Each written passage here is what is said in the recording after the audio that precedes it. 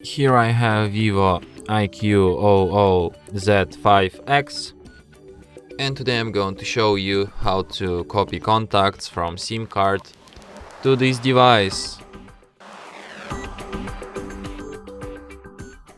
So to do this, all you need to do is to just open contacts application, then tap on this hamburger icon here,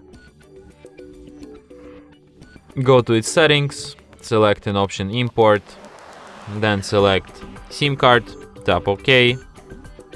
Here you can select contacts from your SIM card which you want to transfer, then just tap import, and after that they will appear on your device contacts list.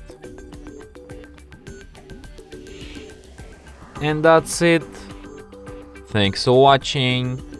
If you find this tutorial useful, don't forget to hit that like button and subscribe to our channel.